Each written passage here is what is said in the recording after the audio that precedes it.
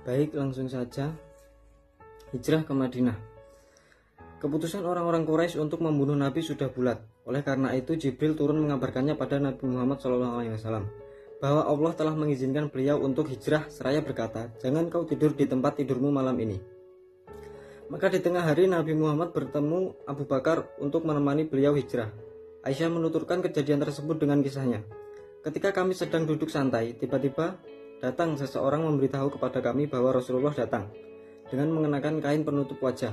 Beliau menemui kami tidak seperti biasanya. Abu Bakar berkata, "Demi Allah, ayah dan ibuku sebagai tebusannya. Rasulullah tak pernah menemui kami dalam keadaan seperti itu kecuali dalam kondisi yang sangat genting."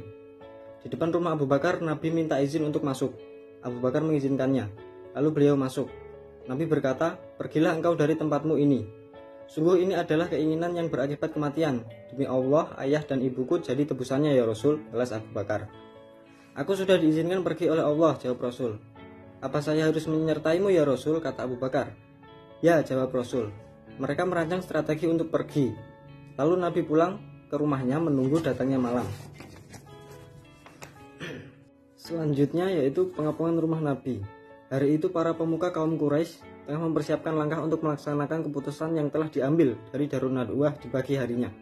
Untuk itu maka ditunjuklah 11 orang terkemuka, yaitu Abu Jahal bin Hisham, Al-Hakam bin Abdul Ash, Uqbah bin Abu Mu'aid, dan seterusnya bisa dibaca di makalah. Ibnu Ishaq menjelaskan pada malam harinya, kesemua orang Quraisy itu berkumpul di depan rumah Nabi, mengintip dan siap untuk menyerbu. Mereka semua yakin segala rencana akan berjalan lancar. Abu Jahal berdiri dengan membusungkan dada. Dengan nada mengejek, Abu Jahal berkata pada teman-temannya, "Ketika itu, dulu Muhammad pernah berkata bahwa jika kalian memeluk ajaran agamanya, maka kalian akan menjadi raja bangsa Arab dan di luar Arab. Setelah kebangkitan dari alam kubur, kata Muhammad, kita akan ditempatkan di sebuah taman indah seperti di Yordan. Sebaliknya, jika kita menolak agamanya, kita akan mati. Setelah mati, kita akan masuk ke dalam api yang membakar. Sebagaimana yang direncanakan, mereka akan melaksanakannya tengah malam nanti, dan mereka terus siaga. Namun Allah berkuasa dalam segala hal. Allah melaksanakan apa yang diwahyukan kepada Nabi sebagaimana tercermin dalam firman-Nya, yaitu dalam surat Al-Anfal ayat 30, yang artinya, dan ingatlah ketika orang-orang kafir Quraisy memikirkan daya upaya terhadapmu untuk menangkap dan memenjarakanmu atau membunuhmu atau mengusirmu. Mereka memikirkan tipu daya itu, dan Allah sebaik-baik pembalas tipu daya." Lanjut, Rasulullah meninggalkan rumah. Ketika itu orang-orang Quraisy yang telah mempersiapkan segalanya sematang mungkin, tetap saja mereka menemui kegagalan total. Di saat terdesak semacam itu, Rasulullah bersabda kepada Ali bin Abi Thalib, "Tidurlah kau di tempatku, berselimutlah menggunakan mantel hijauku yang kubeli dari Hadramaut. Sungguh, engkau tetap akan aman dari gangguan mereka, jangan khawatir." Sehari-hari Rasul memang menggunakan mantel hijau itu. Rasulullah keluar melewati kepungan mereka semua. Nabi mengambil pasir dan menaburkannya pada wajah mereka, dan Allah pun membutakan penglihatan orang-orang Quraisy tersebut. "Dan kami adakan di hadapan mereka dinding, dan di belakang mereka juga dinding, dan kami tutup mata mereka sehingga mereka tidak dapat melihat." Surah Yasin ayat 9. Setelah menaburkan pasir di setiap kepala mereka, lalu Nabi pergi menemui Abu Bakar. Keduanya lalu pergi hijrah bersama di tengah malam hingga sampai Gua Sur. Sementara orang-orang Quraisy terus menunggu waktu yang ditentukan untuk melaksanakan rencana. Tapi tanda kegagalan telah tampak. Salah seorang dari kaum mereka datang menemuinya dan berkata, "Apa yang kalian tunggu di sini?" Muhammad serentak menjawab, "Bodoh, demi Allah dia telah meninggalkan kalian sambil menabur pasir di wajah kalian lalu pergi. Demi Allah kami tak melihatnya." Mereka bangkit sambil membersihkan pasir dari wajah dan kepala mereka. Kemudian mereka mengintip ke dalam rumah jendela. Melalui jendela, melihat sesosok tidur pulas Ali yang mereka kira adalah Nabi. Mereka berseru, "Demi Allah, itu dia Muhammad." Ali pun terus tidur sampai pagi. Dia bangkit dan tiba-tiba langsung dalam kondisi terkepung. Mereka bertanya, "Di mana Muhammad?" "Aku tak tahu," jawab Ali. Selanjutnya dari rumah menuju gua. Nabi meninggalkan rumah pada malam hari. tepatnya pada 27 Safar tahun ke-14 dari kenabian. Menuju rumah teman sejatinya Abu Bakar radhiyallahu an. Keduanya sama-sama meninggalkan rumah melalui pintu belakang dan pergi dari Makkah dengan tergesa-gesa sebelum pagi tiba. Nabi sadar bahwa Quraisy akan mengejarnya mati-matian. Sementara jalur satu-satunya yang orang Quraisy tempuh diperkirakan adalah jalur utama menuju Madinah yang mengarah ke utara. Untuk menghindarinya, Nabi menempuh jalur ke Yaman, yaitu ke arah selatan. Nabi menempuh 5 mil hingga tiba di Bukit Sur. Jalannya menanjak, sulit dan berat, penuh bebatuan. Nabi tak mengenakan alas kaki. Bahkan ada riwayat yang mengatakan Nabi berjalan dengan berjinjit agar tidak meninggalkan jejak kaki. Abu Bakar sempat memampah Nabi, menggendongnya, mengikatkan tubuh Nabi ke tubuhnya sendiri sampai tiba di puncak Bukit Sur. Bersama Abu Bakar dalam gua. Di depan gua Abu Bakar berkata, "Demi Allah jangan masuk lebih dulu, biar aku saja. Jika ada sesuatu yang bahaya biar aku saja, bukan engkau yang terkena ya Rasul." Abu Bakar masuk ke dalam gua dan membersihkan kotoran yang menghadang. Di sampingnya ada lubang. Abu Bakar merobek mantelnya menjadi 2 bagian dan mengikatkannya ke lubang itu. Robekan yang satu lagi dibalutkan ke kakinya. Seraya berkata, "Ayo masuk ya Rasul." Nabi pun masuk. Lalu Nabi rebah di pangkuan Abu Bakar hingga tertidur. Kemudian Abu Bakar tersengat sesuatu dari dalam lubang, tapi beliau tak bergerak, takut Nabi terbangun. Dengan menahan rasa sakit hingga air matanya menetes ke wajah Nabi, sehingga Nabi terbangun. "Apa yang menimpamu Abu Bakar?" tanya Nabi. "Demi ayah dan ibuku, aku digigit binatang," kata Abu Bakar. Nabi lalu meludahi gigitan tersebut hingga hilang rasa sakitnya. Kemudian keduanya tinggal dalam gua selama 3 malam, Jumat, Sabtu, Ahad. Jika malam tiba, Abdullah bin Abu Bakar selalu bersama mereka berdua. Aisyah berkata, Abdullah adalah pemuda cerdas. Dia meninggalkan keduanya pada akhir malam, dan pagi harinya dia menyusup ke tengah-tengah orang Quraisy seperti tak tahu apa-apa. Apapun yang ingin diketahui Rasul dan Abu Bakar, Abdullah selalu memata-matainya dan menyampaikan kabar yang didapat di malam harinya.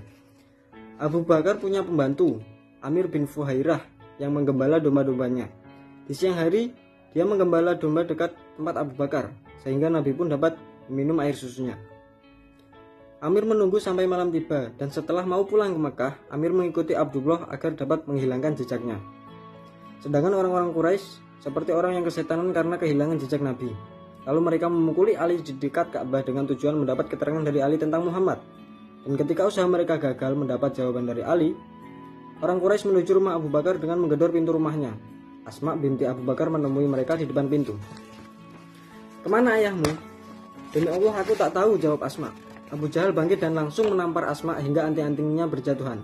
Setelah melakukan rapat mendadak, mereka sepakat untuk melakukan segala cara untuk menangkap Muhammad dan Abu Bakar. Di setiap penjuru diletakkan orang yang dengan menggunakan persenjataan lengkap. Dan bagi siapapun orangnya yang berhasil menangkap Nabi dalam keadaan hidup maupun mati akan diberi imbalan 100 ekor unta. Sejak hari itu, para penunggang kuda jalan kaki sibuk mencari Nabi dan Abu Bakar. Namun tetap saja Allah melindungi orang yang benar.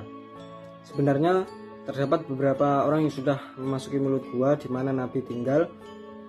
Al-Bukhari meriwayatkan dari Abu Bakar, "Hai Nabi, andai saja mereka menoleh, niscaya melihat kita." "Diam Abu Bakar, jika ada 2 orang maka yang ketiga adalah Allah." Dalam hadis lain berbunyi, "Apa tebakanmu Abu Bakar, jika ada 2 orang dan yang ketiga adalah Allah." Disinilah terjadi mukjizat untuk nabinya, padahal jarak mereka dengan Nabi tinggal beberapa langkah lagi. Terima kasih. Saya Amran Rosyada akan menjelaskan subbab yang selanjutnya, yaitu tentang perjalanan menuju Madinah. Ketika semangat pencarian mulai menyusut dan dalam 3 hari mereka tidak membuahkan hasil, maka Rasulullah dan Abu Bakar melanjutkan perjalanannya ke Madinah. Keduanya mengupah Abdullah bin Uraikid, penunjuk jalan yang paham seluk-beluknya. Walaupun Abdullah itu masih beragama seperti orang Quraisy, keduanya tetap mempercayainya dan menyerahkan 2 ekor unta kepada Abdullah. Malam Senin, tanggal 1 Rabiul Awal pada tahun pertama Hijriah, bertepatan dengan 16 September, Abdullah bin Uraikid datang ke gua persembunyian membawa 2 ekor unta untuk tunggangan Nabi dan Abu Bakar. Abu Bakar berkata, "Ambillah ini ya Rasul." Kemudian Abu Bakar memilih unta terbaik untuk Nabi. Kemudian Nabi berangkat bersama Abu Bakar dan Amir bin Fuhairah, sementara Abdullah bin Urqad mengambil jalan pesisir. Jalan pertama kali yang ditempuh adalah menuju ke arah selatan, ke Yaman. Setelah itu lalu mereka ke barat, pesisir pantai, dan ketika sampai ke jalur yang tak dapat dilalui orang, perjalanan beralih mengarah ke utara di dekat Laut Merah, sebuah jalur yang jarang dilalui orang. Ibnu Ishaq menyebutkan nama-nama tempat yang sempat disinggahi Rasulullah. Kemudian Ishaq berkata, ketika penunjuk jalan bersama keduanya, ia mengambil jalan di bagian dataran Makkah menuju ke daerah pesisir laut hingga tiba di Usfan dan terus melewati dataran rendah Amaj. Abdullah bin Uraiqib meminta pertimbangan tentang jalan yang akan mereka lalui, dan setelah mendapat izin, dia menempuh Qodad. Perjalanan terus melintasi Ar-Harar, Saniyatul Marah, Yaqfa, Majalah Kif, dan bisa dibaca sendiri di makalah. Kemudian beberapa peristiwa sepanjang perjalanan hijrah. Ada beberapa peristiwa dalam sepanjang perjalanan hijrah Rasulullah. Yang pertama, Al-Bukhari meriwayatkan pada hadis dari Abu Bakar, dia berkata, semalam kami melakukan perjalanan tanpa henti sampai tengah hari. Jalanan sepi, tak ada yang lewat. Ada batu besar yang di sisinya tak kena sinar matahari sehingga kami dapat berteduh. Ku hamparkan kain kerudung dan berkata kepada Rasul, tidurlah wahai Rasulullah. Kami pun tertidur.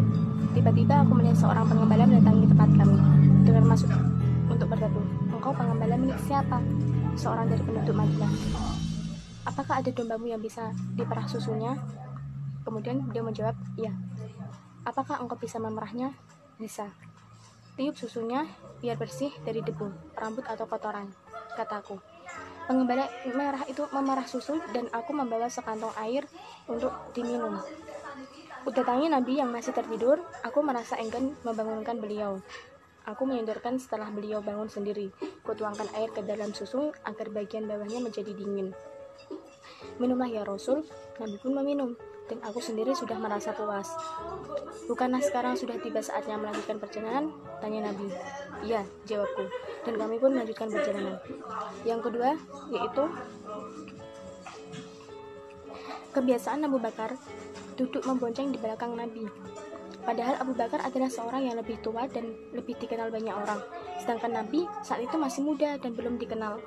Suatu ketika di tengah perjalanan, orang bertanya dengan nada merendah, siapa orang yang di depanmu itu? Abu Bakar menjawab, dia adalah petunjuk jalan. Orang yang bertanya mengira bahwa yang dimaksud penunjuk jalan adalah orang yang mencari upah dengan menunjukkan jalan orang lain, padahal yang dimaksud oleh Abu Bakar adalah petunjuk akan jalan kebaikan.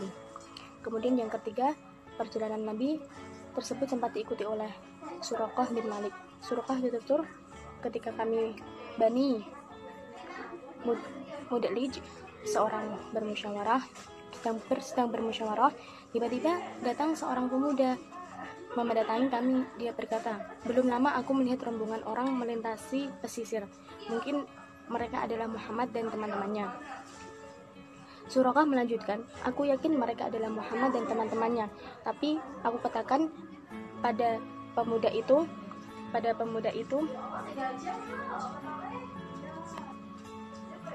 bahwa mereka bukan Muhammad, melainkan Fulan bin Fulan yang sedang melakukan perjalanan agar tidak kita ketahui.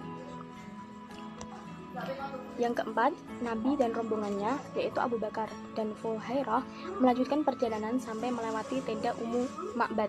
Ia adalah perempuan yang suka menjamu setiap orang yang melintas di depan tendanya. Dan ketika Nabi melintas tenda tersebut, Nabi dan Abu Bakar meminta sesuatu kepada Ummu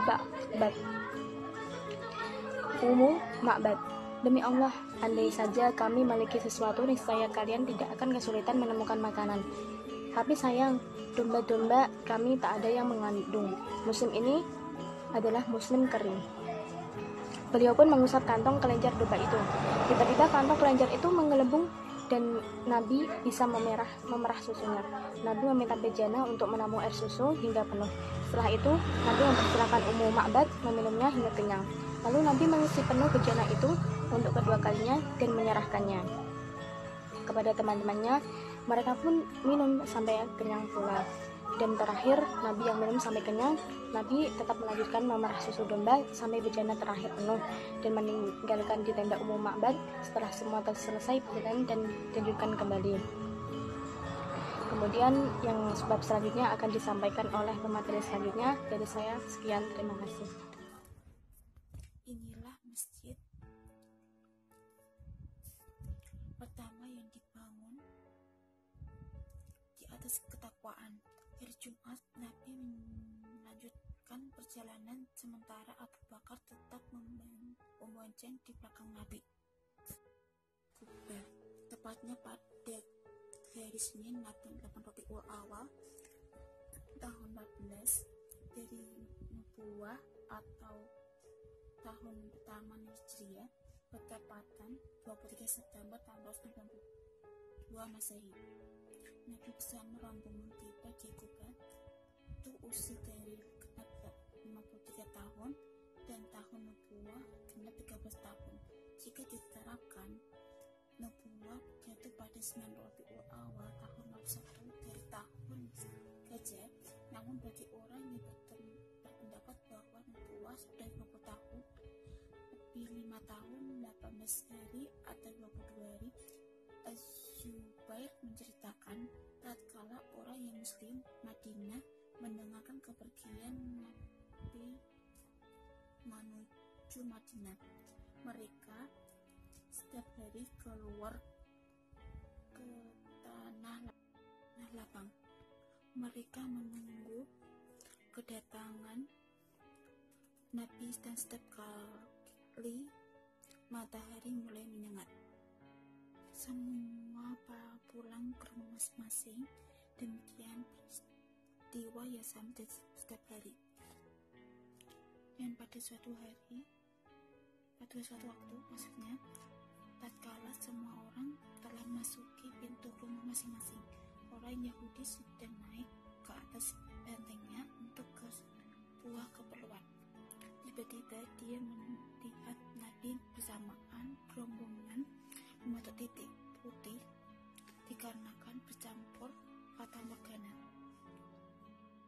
Dia berteriak lantang, "Wahai orang-orang Arab, itu mereka kakek kalian yang tunggu-tunggu selama malam ini." Seketika saya orang muslim menghampiri senjata. Ibnu Qayyim berkata, "Aku mendengar dengan gema takbir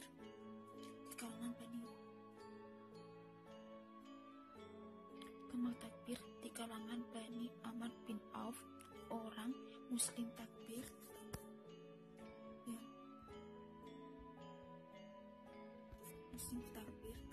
atas kedatangan Nabi. Semua orang keluar untuk menyambut kedatangan Nabi dengan ucapan selamat atas nubuwah Nabi. Mereka semua mengiringi Nabi, sementara Nabi sendiri diam karena waktu itu turun sebuah payung. Sesungguhnya Allah adalah pelindung dan bagi itu pula Jibril, orang-orang mukmin yang baik dan selain dari malaikat. Dan pula terdapat ayat At-Tahrim ayat 4. Urwah bin Jubair berkata, mereka semua mengangkut kedatangan Nabi Muhammad SAW. Nabi berjalan hingga berhenti di Nabi Amir bin Auf. Peristiwa ini terjadi pada hari Senin bulan Rabiul Awal, sementara Abu Bakar sendiri duduk diam menyaksikannya. Orang-orang Asyar menjadi belum pernah melihat Nabi mengira bahwa Abu Bakar adalah Rasulullah. Dan tatkala Nabi sedang terpapar terik matahari, Abu Bakar langsung memayungi Nabi dengan mantelnya. Saat itulah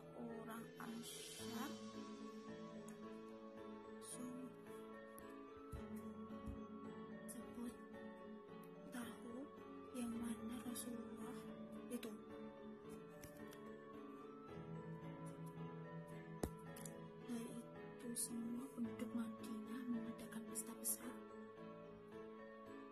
Dalam catatan sejarah Madinah, hari itulah pertama kali yang kemeriahan luar biasa, dan orang-orang Yahudi sendiri membesarkan pengabaran yang disampaikan baku sang Nabi, sesungguhnya Allah datang di Taiwan, Sang Kudus datang dari Faron. Nabi di Kuba ditinggal di tempat Kultum bin Al-Tim. Sebagian pendapat menyatakan beliau tinggal di rumah Sa'ad bin Khaismah. Pendapat pertama yang lebih kuat. Sementara Abi Thalib di Mekah sedang menyelesaikan urusan. Selanjutnya akan melanjutkan dari tadi memasuki Madinah. Setelah selesai menunaikan sholat maksudnya Jumat, Nabi masuki Madinah. Sejak itu Madinah dikenal dengan sebutan Madinatus Rasul. Inilah dari Kudus. Jalan dan rumah-rumah mengenakan takbir, sementara anak-anak gadis mendendangkan syair-syair kegembiraan. Purnama terbit di atas kami dari arah Saniatul Wada. Wajib mengucapkan syukur dengan doa kepada Allah semata. Wahai orang yang diutus kepada kami, engkau datang membawa urusan yang ditaati. Walaupun mayoritas orang Asia tidak terlalu kaya, namun hampir setiap orang berharap agar Nabi melewati sebuah rumah, penghuninya pasti memegangi tali kekang unta Nabi dan meminta beliau. Hampir sejenak Nabi berkata kepada mereka, beginilah jalan bagi unta ini, karena ini adalah unta yang diperintah. Unta tersebut terus berjalan dengan sendirinya sehingga sampai di suatu tempat yang saat ini dibangun Masjid Nabawi. Di tempat tersebut unta itu menderu, tetapi tidak lekas turun. Lalu untuk itu kembali sendirinya, berjalan dengan sebentar, dan kemudian menolehkan kepalanya ke tempat semula. Di tempat itu unta kembali menurun. Baru ketika itu Nabi paham dan turun dari punggung unta. Tempat itu terletak di wilayah Bani Najjar, termasuk paman-paman Nabi. Dan kebetulan Nabi suka singgah di tempat pamannya agar bisa memuliakan mereka. Abu Ayyub Al-Ansyari segera mengambil pelana unta Nabi dan memasukkannya ke dalam rumah, sementara Ashad dan Bizarah memegangi tali kekang unta itu dan berada di dekat Nabi. Dalam riwayat Bukhari kisahkan Nabi bertanya, siapa kerabat kami yang paling dekat jarak rumahnya? Abu Ayyub menjawab, aku wahai Rasul, itu rumahku dan itu pintunya. Nabi berjarak dan Abu Ayyub menyiapkan segala keperluannya. Nabi bersabda, orang-orang diberkahi Allah. Hari kemudian istri Nabi, Saudah, dan putrinya Fatimah dan Ummu Kulsum tiba di Madinah bersama Usama bin Zaid, Ummu Aiman, Abdullah bin Abu Bakar, dan seluruh keluarga Abu Bakar, termasuk Aisyah. Sementara Zainab putri Nabi masih tinggal bersama suaminya Abdul Ash di Makkah. Zainab belum memungkinkan untuk dia hijrah setelah perang Badar. Aisyah berkisah, tatkala Nabi tiba di Madinah sementara Abu Bakar dan Bilal merintih kesakitan, aku menemui keduanya dan bertanya, "Ayah, bagaimana kedua keadaanmu? Bilal juga bagaimana denganmu?"